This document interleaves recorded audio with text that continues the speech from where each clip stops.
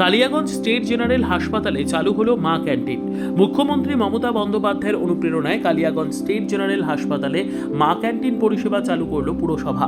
মঙ্গলবার দুপুরে Kaliaganj state general হাসপাতাল ক্যাম্পাসের বিশ্রামাগারে মা ক্যান্টিন পরিষেবার আনুষ্ঠানিক সূচনা করেন পুরপ্রধান রামনিবাস সাহা।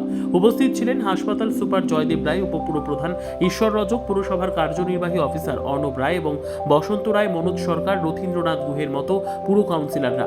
কালিয়াগঞ্জ পুরসভা পরিচালিত এই মা ক্যান্টিনে মাত্র 5 টাকার বিনিময়ে রান্না করা খাবার হিসেবে ডিম, ডাল ও সবজি দিয়ে ভাত মিলবে। পুরপ্রধান রামনিবাস সাহা বলেন,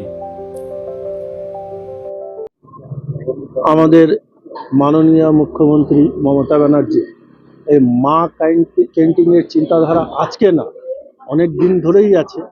আর এই মা ক্যান্টিনের মাধ্যমে আপনারা দেখছেন যেরকম সাধারণ মানুষ যারা একটা হোটেলে বসে 100-150 টাকা দিয়ে খেতে পারে না, কোথায় খাওয়া পাবে সস্তায় সেটা খুঁজে বেড়ায়।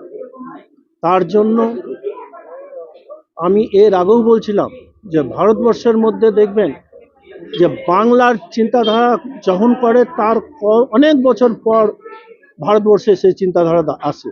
সেই চিন্তাধারার মধ্যেই আমাদের মাননীয় মুখ্যমন্ত্রী একটা অভিনব উদ্যোগ, এটা যে মা ক্যান্টিন মাত্র 5 টাকা দিয়ে ডিম, ভাত, ডাল, সবজি, জল।